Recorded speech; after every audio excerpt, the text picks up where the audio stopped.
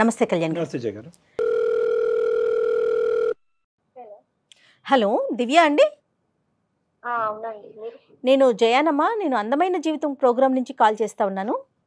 నమస్కారం మేడం. నమస్తే అమ్మా, నమస్తే. నాతో పాటు డాక్టర్ కళ్యాణ్ గారు కూడా ఉన్నారు. ఫ్రెండ్ పేరేంటి? శ్రీదేవి మేడం. ఓకే దివ్య, కనెక్ట్ చేస్తావమ్మా ఒకసారి మీ ఫ్రెండ్కి? నేను కనెక్ట్ చేస్తాను మ్యామ్. అయితే మీరు కనెక్ట్ చేసినట్టు ఆమెకు తెలియదు. మీరు వినండి సార్ ఏం మాట్లాడుతుంది. The person you are speaking with has put your call on hold. Please stay on the line. Hello. Sridevi చెప్పే. ఎక్కడున్నావే? ఆఫీస్ లో ఉన్నా నేను. ఓకే. ఖాళీయా బిజీయా నువ్వు? పర్లేదు చెప్పు. ఇంట్లో వాళ్ళు నాకు కాల్ చేశారు. ఎందుకు? మ్యారేజ్ గురించి మాట్లాడదాం.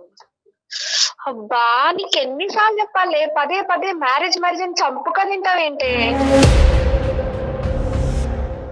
కాదు, వాళ్ళ బాధ కూడా నువ్వు అర్థం చేసుకోవాలి కదనే. ఎన్నో రోజులు ఇలా ఉంటే వాళ్ళని బాధ పెట్టుకుంటూ నువ్వు బాధపడుతూ ఏమైందో చెప్పొచ్చు కదా, నీ ప్రాబ్లం ఏంటో.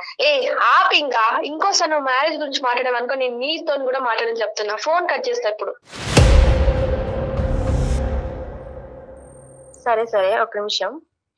అయితే ఒకసారి నువ్వు సార్కి మేడంతో ఒకసారి మాట్లాడు.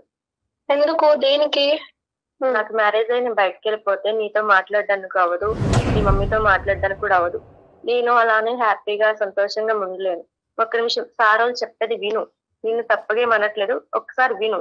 శ్రీదేవి నమస్తే అమ్మా, నా పేరు జయ, నేను అందమైన జీవితం ప్రోగ్రాంలో నుంచి మాట్లాడుతున్నాను. మ్యామ్ చెప్పండి. మాకు చాలా హ్యాపీగా అనిపించిన ఒక విషయం చెప్తా చూడు. దివ్య నీ కోసం కష్టపడి, అంటే నేను ఎంత సంతోషంగా ఉంటున్నానో నా ఫ్రెండ్ కూడా అలానే సంతోషంగా ఉండాలని చెప్పి మాకు మెయిల్ చేయటం, తను నీతో మీ ఇద్దరు మాట్లాడుకునే ఆ కన్వర్జేషన్ సూపర్.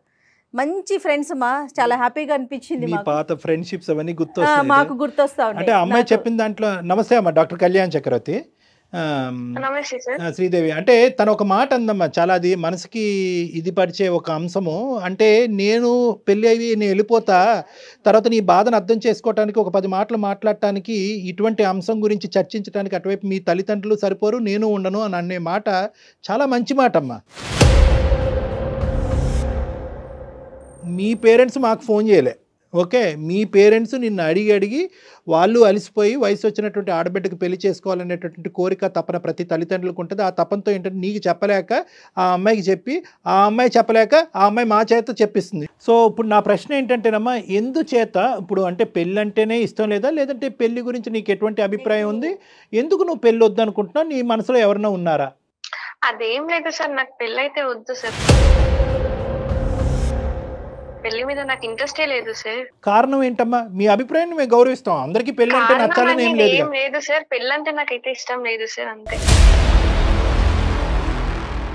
అంటే దానికి ఒక రీజన్ ఉంటుంది కదమ్మా. నేను పెళ్లి చేసుకోకూడదు అని అనుకోవటానికి నువ్వు ఏదైనా చూసుండొచ్చు, ఎక్కడైనా గమనించుండొచ్చు, ఏదైనా బాధపడి ఉండొచ్చు. ఇదివరకు మనం మాట్లాడుకుని చాలా సందర్భాల్లో మాట్లాడుకున్న మనసులో ఎవరో దాగున్నారు, అతన్ని అయితే పెళ్లి చేసుకుంటాను కాబట్టి ఈ పెళ్ళి వద్దంటాను, ఆ కాన్సెప్ట్ నాకు వినిపించట్లేదమ్మా. ఇక్కడ ఏంటంటే బహుశా శ్రీదేవి ఏదో చెప్పవలసింది మనసులో దాగుంది, కానీ అది చెప్పలేనటువంటి పరిస్థితిలో ఉన్నట్టు అనిపిస్తుంది.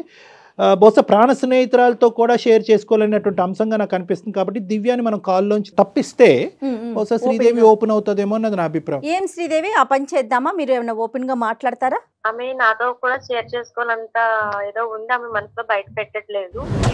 నేను కాల్ కట్ చేస్తున్నాను సార్, మీరు మాట్లాడతారు. నేనేమంటున్నానంటేనమ్మా, బహుశా ఏంటంటే నువ్వు ఏదైతే పాత్ర నువ్వు పోషించావు ఇప్పుడు వరకు అది 50% వరకు సఫలమైంది. అంటే ఏంటంటే ఈ అమ్మాయిని మా వేదిక వరకు తీసుకొచ్చి మా చేత మాట్లాడిపించడానికి, దానికి ఆ అమ్మాయి మాట్లాడటానికి అంగీకరించడం అనేది ఒక 50% అయ్యింది. కాబట్టి నెక్స్ట్ 50% తన మనసులో ఏం దాగుంది అనేది మేము తెలుసుకున్న తర్వాత అవసరమైతే కనుక మేము మళ్ళీ నీకు కమ్యూనికేట్ చేసి అసలు బ్యాక్గ్రౌండ్లో ఏం జరుగుతుంది అన్నది నీకు తెలియపరుస్తాం అమ్మా. ఓకేనమ్మా, బాయ్ అమ్మా, మళ్ళీ కలుద్దాం. ఈ పద్ధతిలో కూడా మాట్లాడకూడదేమో, ఏదన్నా 4 వాల్స్ మధ్యన ఒక క్లినికల్ రూమ్లో మాట్లాడేటటువంటి అంశంగా నాకు అనిపిస్తుంది. కానీ ఈరోజు ఏంటంటే బహుశా ఈ అవకాశం మళ్ళీ రాదేమో అనేటటువంటి ఉద్దేశంతో మళ్ళీ నువ్వు మాకు అంగీకరించకపోవచ్చు, రావచ్చు రాకపోవచ్చు, ఇలాంటి రకరకాల ప్రాబిలిటీస్ ఉన్నాయి. కాబట్టి ఇది కాన్ఫిడెన్షియల్ డిస్కషన్ కాబట్టి నువ్వు నీ పేరు వరకే బయటకు వచ్చింది, నువ్వు ఎవరు ఏంటి ఎక్కడ అనే పూర్వాపరాలు తెలియవు. కాబట్టి ఇప్పుడు దివ్య కూడా కాల్ నుంచి కట్ అయింది కాబట్టి నువ్వు ఫ్రీగా మాతో మాట్లాడాలని నా కోరికమ్మ. తప్పకుండా సార్. కాకపోతే మీ విషయం నేను ఒప్పుకుంటాను సార్. మీరు ఇంతవరకు ఏమేమి మాట్లాడారో అన్నిటికీ నేను ఒప్పుకుంటాను. కానీ నేను మాత్రం పెళ్లి చేసుకోవడానికి మాత్రం సిద్ధంగా లేను సార్. ఓకే. నాకు నా జీవితంలో జరిగింది చాలా అంటే చాలా చిన్నప్పటి నుంచి ఇప్పటిదాకా చాలా ఏగాను సార్. మగవాళ్ళంటేనే అబ్బా అనిపించేటట్టు ఉంది సార్. వద్దు సార్, నాకు పెళ్లి అయితే వద్దు. వద్దులేనా వద్దు. ఇప్పుడు నేను ఇందాక ఒక మాట చెప్పాను కదమ్మా, ప్రైమరీ పాయింట్. ఆ అమ్మాయి ఏదో మనకు ఫోన్ చేసింది, ఆ అమ్మాయిని ఏమొచ్చి తల్లిదండ్రులు ఈ అమ్మాయిని రాయబారం పంపించడం వల్ల నీ చేత పెళ్లికి ఒప్పించుకోవటం అనేది కంకణం కట్టుకోలేదు మేము. కారణాలు చెప్తే కనుక కొద్దిగా మనుషులు అనేటటువంటిది వాళ్ళు చల్లబడతారు. ఓహో ఇంత జరగటం వల్ల ఈ అమ్మాయి ఇటువంటి నిర్ణయం తీసుకుందనేటటువంటిది నువ్వు చెప్పలేకపోతున్నావు. వాళ్ళకి అర్థమయ్యేటటువంటి పద్ధతిలో అది కూడా నువ్వు ఒప్పుకుంటే కనుక ఇది రివీల్ చేయొచ్చు, ఈ విధంగా మా తల్లిదండ్రులతో నా ఫ్రెండ్తో మాట్లాడచ్చు అని నువ్వు పర్మిషన్ ఇస్తే కనుక నీ కాన్ఫిడెన్షియాలిటీ అనేది మేము బ్రీచ్ చేసి వాళ్ళకి చెప్పడం జరుగుతుంది. దాన్ని బట్టి తర్వాత పెళ్లికి నువ్వు అంగీకరిస్తావా, వాళ్ళు పెళ్లి గురించి వాళ్ళు ప్రెషర్ పెడతారా లేదా అనేది తర్వాత సంగతి తర్వాత చూద్దాం. చిన్నప్పటి నుంచి ఇప్పటిదాకా సార్ నేను ఏ వరకు షేర్ చేసుకోలేదు మా ఇంట్లో వాళ్ళతో, కానీ ఇప్పుడు నాతో మాట్లాడిన నా ఫ్రెండ్ తో కానీ కూడా నేను షేర్ చేసుకోలేదు సార్. అంత బాధను అనుభవించి ఇప్పటిదాకా వచ్చాను సార్. నా చిన్నప్పుడు సార్ నాకు ఒక 12 ఏళ్ళు ఉంటాయేమో. అప్పుడు నా ఇంటి పక్కన ఒక అంకుల్ ఉండేవాడు. ఆ అంకుల్ తో మాడుకునే వాళ్ళు, నార్మల్ గా పిలిచేవాడు. తను నన్ను ముట్టుకోవడం, ప్రైవేట్ క్లాస్ లో ముట్టుకోవడం, అది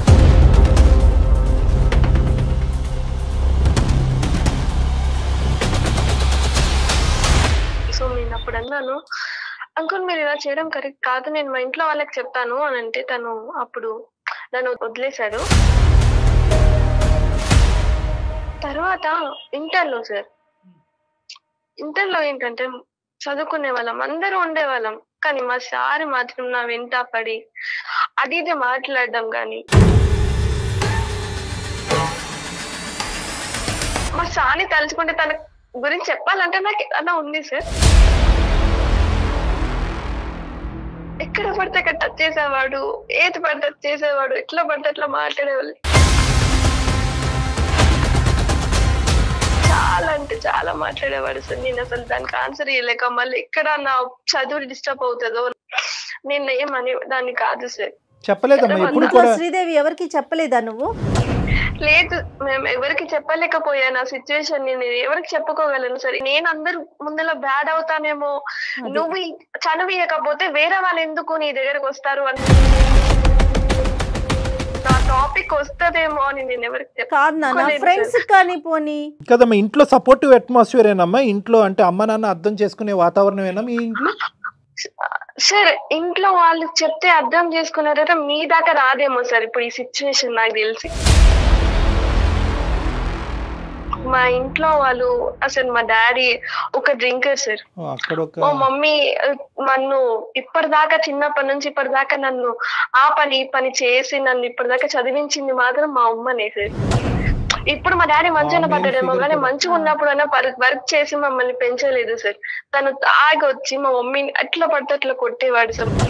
డిగ్రీలో సార్ ఇలానే ఫ్రెండ్స్ ఉండేవాళ్ళు సార్, మేము అందరం ఫ్రెండ్స్ ఉండేవాళ్ళం. అయితే ఒక రోజు మా ఫ్రెండ్ బర్త్డే ఉంది, సో అందరం కలిసి వెళ్ళాము జాలీగా బయటికి. సో ఒక రోజు నాది మీద కూల్ డ్రింక్ పడ్డది బర్త్డే రోజు. సో అలా వాష్రూమ్కి వెళ్ళి నేను క్లీన్ చేసుకుంటుండే, నా ఫ్రెండ్ వచ్చి అలా నడుము పట్టుకోవడం, గిచ్చడం, ప్రైవేట్ క్లాస్ లో ముట్టుకోవడం, ఎట్ల పట్ల అట్లా కిస్ చేయడం. అక్కడ ఫ్రెండ్ కూడా నన్ను అలా చేస్తుంటే నేను ఇంకెవరిని నమ్మాలి సార్. జాబ్ లో జాయిన్ అయ్యాను సార్. అక్కడ మేనేజర్ ఓకే, అలా అక్కడ మంచిగా అనిపించింది సార్. మేనేజర్ చాలా మంచోడు, నాతో కాదు అందరితో పాటు కూడా మంచిగా ఉన్నాడు సార్. ఒకరోజు మేమందరము ట్రిప్ కి వెళ్ళాము సార్, ఆఫీస్ నుంచి ఒక ట్రిప్ కి వెళ్ళాము. డిఫరెంట్ రూమ్స్ తీసుకున్నాము, సపరేట్ గా ఉన్నాము. సో తను ఒక రోజు వచ్చాడు నా రూమ్ కి, ఏమైందో తెలియదు సార్ నాకు ఆ రోజు. సడన్ గా నేను పడిపోయాను. సో మార్నింగ్ లేసే వరకు తను నా పక్కన ఉన్నాడు. ఏంటిది నా పక్కన ఉన్నాడు ఏంటి అనుకున్నాను. సో అయిపోయింది సార్. అప్పటికే నాకు తన మీద గుడ్ ఒపీనియన్, ఎవరితో ఏమి మిస్బిహేవ్ చేయలేదు కదా, మంచిగా ఉన్నాడు కదా, సరే మ్యారేజ్ చేసుకుందామని నాకు ఒక థాట్ వచ్చింది. సో ఇదే విషయం వెళ్ళి నేను తనకి చెప్పాను, సరే ఇలా ఏదో అయిపోయింది, నాకు నీ మీద మంచి ఒపీనియన్ ఉంది, మీరు కూడా నా మీద మంచి ఒపీనియన్ ఉంది కదా, మ్యారేజ్ చేసుకుందాం సార్ అని చెప్పాను. సో తను అప్పుడు నాకు చెప్పిన సమాధానం ఏంటంటే, నాకు ఆల్రెడీ మ్యారేజ్ అయ్యిందమ్మా, కావాలంటే నేను నిన్ను ఉంచుకుంటాను, నీకు ఏ ఫిజికల్ గా కానీ దేంట్లో అయినా సరే నేను హెల్ప్ చేస్తాను, ఫైనాన్షియల్ అయినా సరే నేను ఉంచుకుంటాను అని చెప్పాడు. నాకు ఆ టైంలో ఏం చేయాలో అర్థం కాలేదు సార్. తనని ఇంకా కొట్టేసి అటు నుంచి వెళ్ళిపోయాను సార్. ఇంకా జాబ్ మానేశాను, అన్ని మానేశాను, ఇంట్లో ఉన్నాను. డిప్రెషన్ లో ఉన్న టైంలో అసలు మా ఇంటి ముందు ఉండే ముసలోడు కూడా నన్ను అడ్వాంటేజ్ చేసి తీసుకున్నాడు సార్. అసలు నేను ఇవ్వని నమ్మాలి సార్. ఈ ప్రపంచంలో అసలు అబ్బాయిలు ఇలా ఉంటారా ఏం చెప్పలేకపోతున్నాను సార్. ఆ టైం వరకు ముసలోడు చిన్నప్పటి నుంచి ఇప్పటిదాకా బాధపడుతుందా, నాలో నేను కుమిలిపోతున్నాను సార్. చెప్పండి సార్, ఏం చేయమంటారు నన్ను? చెప్పడానికి మాటలు కూడా సరిపోవమ్మా. ఎందుకంటే ఒక ఆడపిల్ల బహుశా నేనైతే మాత్రము ఇటువంటి అబ్యూజ్ని డెత్తో కంపేర్ చేస్తానమ్మా. డెత్ అంటే మానసికంగా చనిపోవటంతో కంపేర్ చేస్తాను. అంటే అందులో most difficult face for you. అన్ని ఫేసెస్ డిఫికల్టే, ఓకే. ఏది నువ్వు ఇంటర్మీడియట్లో కానీ 10th కానీ ప్రతి ఫేసు డిఫికల్టే. కానీ ఊహ తెలియనటువంటి ఒక ఫేస్ ఉంది చూడు, ఆ 12 సంవత్సరాల వయసు అప్పుడు ఆ ఫేసు. ఆ దుర్మార్గుడు ఎవడైతే కనుక నీతో ఆట పాట అనుకుంటూ చండాలంగా ప్రవర్తించినటువంటి చూడండి, అది అన్నిటికంటే అతి భయంకరమైనటువంటి సంక్షోభం అమ్మ. మిగతా చోట్ల ఎంతో కొద్ది గొప్ప నీకు ఊహ తెలుసు, ఒక ఆలోచన ఉంది, ఒక జడ్జిమెంట్ ఉంది, ఒక మనిషి నుంచి ఒక వాతావరణం నుంచి బయటపడేటటువంటి దానికి ఒక అవకాశం ఉంది.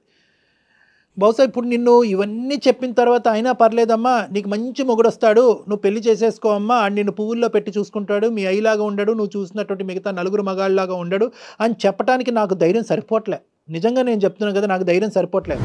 ఎందుకంటే ఈ వాస్తవాలను అన్నీ కూడా జీర్ణించుకుని ఈరోజు నువ్వు బయటపడి ఈరోజు మనసు విప్పి మాతో మాట్లాడుతున్నావు చూడు, అది చాలు, అది చాలమ్మా. ఎందుకంటే కనుక ఈరోజు నువ్వు ఆ బాధ నుంచి నిన్ను సేద తీర్చి బయటకు వేయగలిగితే కనుక నీ మనసులో ఉండేటటువంటి బాధను తీసి నిన్ను ఒక మనిషిలాగా నిన్ను బయట ప్రపంచంలో ఒక నమ్మకంగా, ఎందుకంటే ఈ సమాజంలో ఉంది మగవాళ్ళు ఆడవాళ్ళు, ఇటువంటి సమాజంలో మగవాళ్ళని చేదరించుకుంటూ అసహించుకుంటూ నీ జీవితాంతం ఇంకా రానున్న రోజుల నుంచి ఒక 70-80 సంవత్సరాల పాటు నువ్వు ప్రయాణం చేయటం అనేది ఇలా అసహించుకుంటూ చేదరించుకుంటూ ఎంతకాలం బతుకుతావు అనేది నాకు అర్థం కావట్లేదు. మగవాళ్ళు లేనటువంటి ప్రపంచాన్ని మేము సృష్టించలేము, అది ఊహించుకోవటం కూడా కష్టం, అది చేయలేనటువంటి ఒక అంశం. ఒక 5-6 ఒక ప్రస్తావన తీసుకొచ్చావు, ఇంక్లూడింగ్ యువర్ ఫాదర్. వీళ్ళేనా నువ్వు చూసినటువంటి మగవాళ్ళు? వేరే మగవాళ్ళని ఎవరిని చూడలేదా నువ్వు? నిన్ను ఇష్టపడి నిన్ను మంచిగా చూసుకుని నీతో పాటు స్నేహపూరితంగా ఉండి నీ అవసరాలు కావాల్సినటువంటి అవసరాలు తీరుస్తూ నీ బాధను అర్థం చేసుకునేటటువంటి వాళ్ళు ఎవరు లేరా ఈ మొత్తం 23-24 సంవత్సరాల ప్రయాణం? అలాంటి వాళ్ళు ఉంటే నేను ఈ స్టేజ్ నేను ఉండేవాళ్ళు దాని కాదు కదా సార్. వాళ్ళకి చెప్పి నన్ను నా బాధను వాళ్ళతో షేర్ చేసుకుని నన్ను ఇలా చేస్తున్నారు అంటే వాళ్ళు సాల్వ్ చేస్తుండే కదా. అలాంటి వాళ్ళు లేకనే కదా సార్ నేను ఈ సిచ్యువేషన్ లోకి వచ్చింది. తను చూసిన ప్రపంచంలో తనకి కనిపించలా. లేకపోయి ఉండొచ్చు జయ గారు, ఒకటి అది కరెక్టే, ఏమో అది కరెక్టే అయి ఉండొచ్చు. కానీ నేనేమంటున్నానంటేనమ్మా, ఎక్కడో నీకు ఇప్పుడు ఇంప్రెషన్ మారటం కాదు, మగవాళ్ళ గురించి ఇప్పుడు ఇంప్రెషన్ కాదు, మగవాళ్ళ గురించి నీకు ఉండేటటువంటి ఇంప్రెషన్ ఎప్పుడో మారిపోయింది. దానివల్ల ఏమైంది అంటే కనుక చాలా సందర్భాల్లో ఒక అవకాశం ఉండి ఒక ఆలోచన ఉండి ఒక సిచ్యువేషన్ ఉన్నా కూడా చాలామంది మగవాళ్ళతో నువ్వేంటంటే అంటీ అంటున్నట్టుగా ముట్టినట్టుగా వెళ్ళిపోయేవేమో అనేది నా అభిప్రాయం. లేకపోవటం కాదు, ఎందుకంటే అందరు మగవాళ్ళని ఇదే కేటగిరీలోకి వేయటం అనేటటువంటిది కరెక్ట్ కాదు. అంత స్థాయి డెసిషన్ తీసుకునేటటువంటి అనుభవాలు ఆలోచన శైలి కూడా నీకు ఆ వయసు కూడా లేదు అనేది నా అభిప్రాయం. అందరినీ అదే బుట్టలో వేసి మగవాళ్ళు అందరూ కూడా దుర్మార్గులు చండాలమైనటువంటి వాళ్ళు అనేటటువంటి అంశాన్ని బహుశా నీ బ్రెయిన్లో ఇప్పుడు కాదు ఎప్పుడో నాటుకుపోవటం వల్ల అందరి నుంచి దూరంగా వెళ్ళిపోవటం వల్ల ఆఖరికి నీకేంటంటే మంచి వాళ్ళు తక్కువగా తగిలేరు, చెడ్డవాళ్ళు ఎక్కువగా తగిలేరు. కాబట్టి నీకు ఒక అభిప్రాయం అనేది నీ మానసికంగా ఒకటి క్రియేట్ అయిపోయింది. మగవాళ్ళు ఆ జాతే కరెక్ట్ కాదు, అటువంటి జాతిని నేను చూడటమే తప్పు, అటువంటి జాతిని పెళ్లి చేసుకుని ఒక ప్రయాణం కొనసాగించడం అనేటటువంటిది అసలు నేను ఊహించుకోనటువంటి అంశంగా నువ్వు ఒక నిర్ణయంకి వచ్చేసావు అనేది నా అభిప్రాయం. నీ బాధను నేనేమి ఇక్కడ తక్కువ చేసి మాట్లాడట్లేదు. నీకు జరిగినటువంటి సంఘటనలు ఏదో జరిగిపోయినాయి అమ్మా, ఈ రోజు నువ్వు మర్చిపోయి నువ్వు ఆటోమేటిక్గా కళ్ళు మూసుకుని నువ్వు ముందుకెళ్ళిపో అనేటటువంటిది అనట్లేదు. నెక్స్ట్ ఏంటి లైఫ్లో నువ్వేమనుకుంటున్నావు? ఇంకో విధంగా నీ జీవితాన్ని చూడటానికి ఊహించుకోవటానికి ఒక అవకాశం ఉందా? నాకు అసలు జీవితం మీద విరక్తి వస్తుంది సార్. నాకు అసలు బతకాలని ఓపే లేదు. ఇప్పుడు బతుకుతున్నాను అంటే దానికి కారణం మా అమ్మ. తన వల్లనే నేను ఇప్పుడు బతుకుతున్నాను. ఇంకా మంచిగా బతకాలి అలాంటి థాట్స్ అయితే నా దాంట్లో ఏం లేవు సార్. నేను మానసికంగా చచ్చిపోయాను సార్.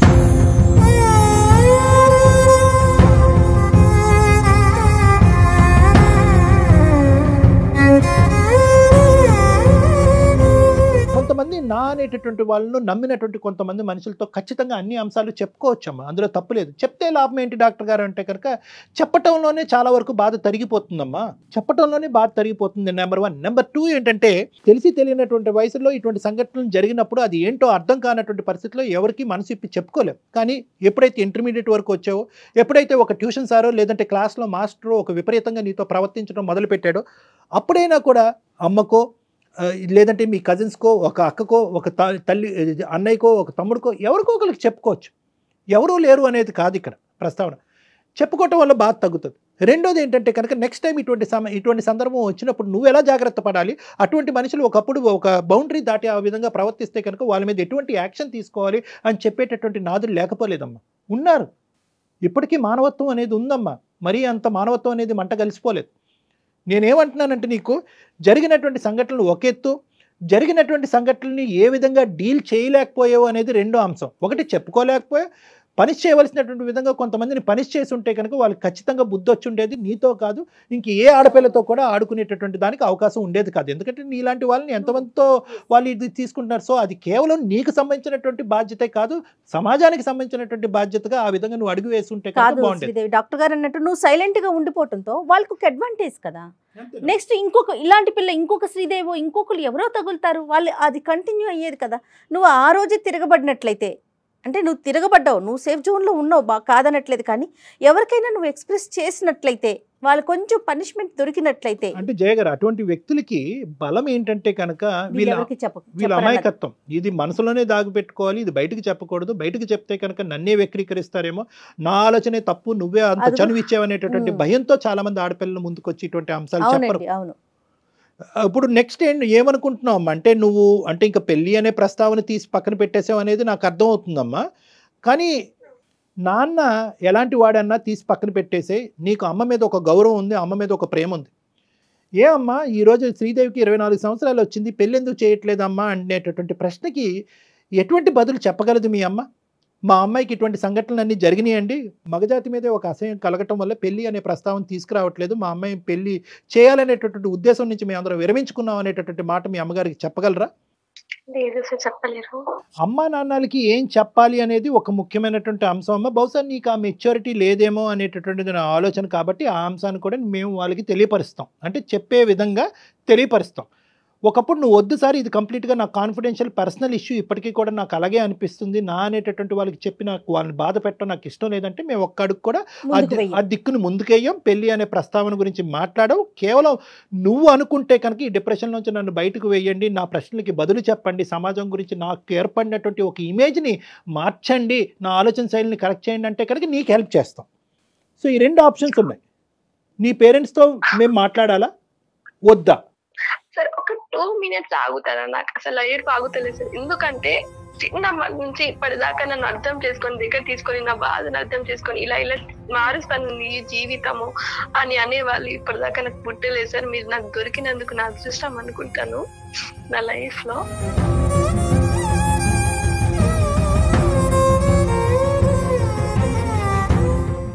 అమ్మ టేక్ యూర్ టైం అమ్మ. నేనేమి పుష్ చేయట్లేదు, ఎటువంటి అంశంలో నేను ముందుకు తొయ్యట్లేదు. ఇప్పటి వరకు నువ్వు ఈ సబ్జెక్ట్ మీద ఎప్పుడు ఆలోచించలేదు, చెప్పుకోలేదు కదా. ఆ బాధ తను చెప్పేసరికి మనసు తేలిక పడి ఉంటుంది.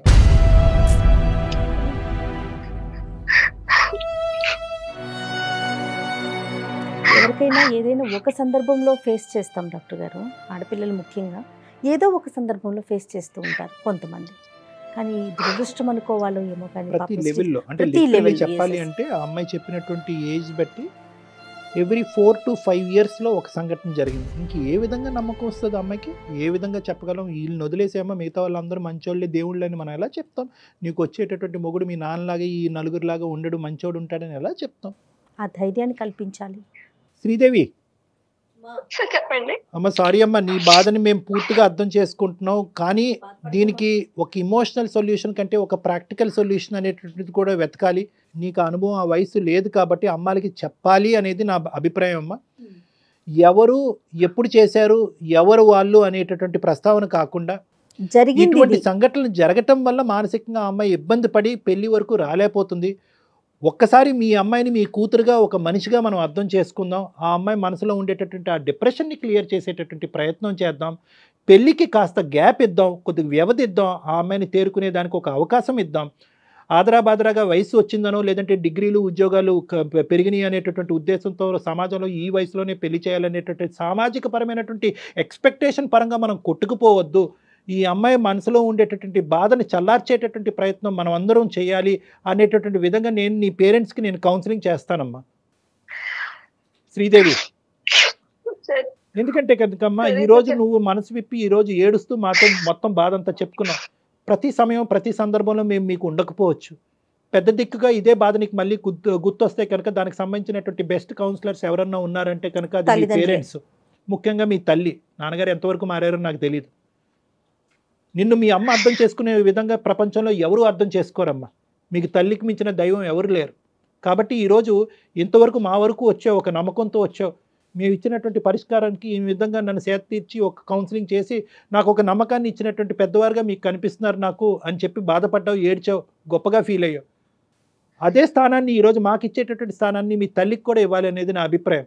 ఖచ్చితంగా ఈ మాట చెప్తే జయ గారు, మీ అమ్మగారు అదంతా తీసి పక్కన పెట్టమ్మా, పెళ్ళి అనేటటువంటి పద్ధతిలో మాట్లాడతారని నేను అనుకోవట్లేదు. నీ మనసుని మా అందరికంటే బాగా అర్థం చేసుకునే ఒక గొప్ప వ్యక్తి ఎవరైనా ఉన్నారంటే అది మీ తల్లి. నీకు శ్రీదేవి నీ బరువు మొత్తం తగ్గిపోతుందమ్మా. నీ మనసులో ఉన్న బాధ, బరువు అమ్మతో చెప్పావు అంటే 100% తగ్గిపోద్ది. పెళ్ళి అనేది తర్వాత నెక్స్ట్. అది ఇప్పుడు వద్దమ్మా, ప్రస్తావన వద్దు. ఫస్ట్ నీకు కావాల్సింది ఏంటంటే ఓదార్పు, బాధ తీరాలి, అన్న ఒక ధైర్యం, ఒక నమ్మకం. తర్వాత ఏంటంటేనమ్మా లాస్ట్లో వచ్చేటటువంటిది ఏంటంటే కనుక నువ్వు నా ఎదురుగుంటా కూర్చుంటే కనుక నేను చెప్పేటటువంటి కొన్ని ఎగ్జాంపుల్స్ బట్టి, నేను చెప్పేటటువంటి కొన్ని ఇన్పుట్స్ బట్టి ఇటువంటి సంఘటనలు ఎంత ఫ్రీక్వెంట్గా సొసైటీలో జరుగుతున్నాయి, ఆడపిల్లలు ముందొచ్చి ఏ విధంగా గొంతిప్పి మాట్లాడాలి, సమయస్ఫూర్తితో ఒక ఆలోచన శైలితో అందరినీ అపనమ్మకంతో చూడకుండా కొంతమందిని నమ్మి ముందుకొచ్చి మనసు విప్పి ఎలా మాట్లాడాలి అనేటటువంటి అంశం ఒకటి తెలుస్తుంది. రానున్న రోజుల్లో ఒకప్పుడు ఇటువంటి సంఘటనలు పునరావృతం అయితే నీ జీవితంలో ఏ విధంగా రియాక్ట్ అవ్వాలి, ఏ విధమైనటువంటి విధంగా తక్షణ కర్తవ్యంగా ఒక స్టెప్ తీసుకోవాలనేది ఒకటి అర్థమవుతుంది. రెండోది ఏంటంటే కనుక మరీ ఒక మగజాతినే కంప్లీట్గా నీ జీవితాల నుంచి డిలీట్ చేసేసి ఆ జాతికి ఎటువంటి రోలు లేదు, అటువంటి వ్యక్తులతో నాకు ఎటువంటి సంబంధం లేదు అనేటటువంటి అపనమ్మకం ఏదైతే నీ మనసులో క్రియేట్ అయిందో అందులో నమ్మకం కుదిరేటటువంటి విధంగా నేను కొన్ని ఎగ్జాంపుల్స్, కొన్ని ఇన్ఫర్మేషన్ నీ బ్రెయిన్లో పెడతానమ్మా. దాన్ని బట్టి నెక్స్ట్ ఫేజ్లో పెళ్లి చేసుకుంటావు లేదా అన్నది ఒకసారి ఆలోచించు. అయితే కళ్యాణ్ గారు తనకి ఇమీడియట్గా తన మనసులో ఇప్పుడు ఏదైతే మగజాతి అంతా ఇంతే అనే ఒక ఆలోచనకు తను వచ్చిందో ఇమీడియట్గా పోదండి. మీరు కొన్ని రోజుల పాటు తనతో మాట్లాడాలి, కొన్ని సెషన్స్ తీసుకోవాలి. ఎందుకంటే గాయపడిన హృదయం కదా, చిన్నప్పుడు, అది కూడా చిన్నప్పుడు ఏమి తెలియని వయసులో కదా. శ్రీదేవి, డాక్టర్ గారు చెప్పింది ఒకసారి ఆలకించమ్మా, ఒకసారి అమ్మతో మాట్లాడదాం, తర్వాత నువ్వు ఒకసారి డాక్టర్ గారిని కలుద్దు గాని. తప్పకుండా సార్, తప్పకుండా మాట్లాడండి. ప్రతి ఆడపిల్ల ఆలోచించవలసిన అంశం ఏంటంటే ఇది నేను చెప్పకపోవటం వల్ల, ఇది బహిర్గతం చేసి ఒక యాక్షన్ తీసుకోకపోవటం వల్ల నేను సేఫ్ అవుతానని అనుకోవద్దు. ఎందుకంటే కనుక ఈ క్రూరులు, ఈ మూర్ఖులు, ఈ విధ్వంసకరమైనటువంటి ఆలోచన శైలి కలిగేటటువంటి వాళ్ళు వీళ్ళని పీడోఫైల్స్ అంటారు, లేదంటే అబ్యూజర్స్ అంటూ ఉంటారు. వీళ్ళు చాలా డేంజరస్ సొసైటీ. మీరందరూ ఆడపిల్లలందరూ కంకణం కట్టుకుంటేనే వీళ్ళని బహిర్గతం చేసి సమాజంలో వీళ్ళని శిక్షించేటటువంటి విధంగా మీరు ముందుకెళ్ళచ్చు. ఇది కేవలం నీ వరకు చేసుకునేటటువంటిది ఒకటే కాదు, నువ్వు అందరినీ తట్టి లేపేటటువంటి ఒక కార్యక్రమం కింద ఈరోజు మనం ఎపిసోడ్ మిగలాలి అని అంటున్నాం. భయపడద్దు. వాళ్ళు ఎన్ని బ్లాక్మెయిల్ చేసినా, ఎన్ని పద్ధతులకు, ఎన్ని విధాలుగా మాట్లాడినా మీరు భయపడద్దు, ముందుకు రండి. ఎందుకంటే సమాజంలో మంచితనం అనేటటువంటిది ఉంది, సమాజంలో ఒక న్యాయం అనేటటువంటిది ఉంది. ఇలాంటి వాళ్ళని శిక్ష పడేటటువంటి పద్ధతులు, మార్గాలు ఉన్నాయి. అన్లెస్ అండ్ అంటిల్ మీరు గొంతిప్పి మాట్లాడేంత వరకు ఇవన్నీ ముందుకు రావడానికి అవకాశం లేదు. అర్థమైందమ్మా? తప్పకుండా. నువ్వు ఓపెన్ గా మాట్లాడావు, ఒకసారి డాక్టర్ గారిని కలుద్దు గాని, ఓకేనా? ధైర్యంగా ఉండు. దివ్యతో కూడా ఒక 2 మాటలు చెప్తామమ్మా. అమ్మ దివ్యతో కూడా, ఎందుకంటే అమ్మాయి మనకి ఎంతో ఒక ఆశతో, ఒక కోరికతో, ఒక మంచి ఆలోచన, అభిప్రాయంతో ఈరోజు మాకు ఫోన్ కలిపింది కాబట్టి దివ్యతో కూడా మేము ఒక 2 మాటలు చెప్తాము. ఎందుకంటే ఆ అమ్మాయి యొక్క సపోర్ట్ సేమ్ ఏజ్ గ్రూప్ కాబట్టి ఆ అమ్మాయి యొక్క సపోర్ట్ కూడా నీకు లైఫ్లో చాలా ఇంపార్టెంట్. ఆ అమ్మాయికి కూడా ఇవి 2 మాటలు చెప్తాను నీ పర్మిషన్తో. ఓకేనమ్మా? Okay sir. రైట్, ఓకే అమ్మా. మళ్ళీ కలుద్దాం క్లినిక్లో. అమ్మానాన్నతో పాటు అమ్మానాన్నతో నేను మాట్లాడతాను, ఫోన్ చేసి మాట్లాడతాను అమ్మానాన్నతో పాటు కలిసి మీరు అందరూ కలిపి నా దగ్గరికి వద్దురుగా నా క్లినిక్కి. ఓకేనమ్మా? తప్పకుండా sir. Okay okay sir. Right. అంటే అది ఎలాంటి బాధ అంటే మేడం, అది బహుశా అనుభవించేటటువంటి వాళ్ళకి తప్ప ఇంకొకరికి ఎవరికి కూడా ఆ బాధ తెలియదు. ఎందుకంటే అది ఈ అమ్మాయి ఇంత డిస్క్రిప్టివ్గా చెప్తుంది. చాలామంది ఇటువంటి ఆడపిల్లలు PTSD అంటారండి, పోస్ట్ ట్రామాటిక్ స్ట్రెస్ డిసార్డర్ అంటారు.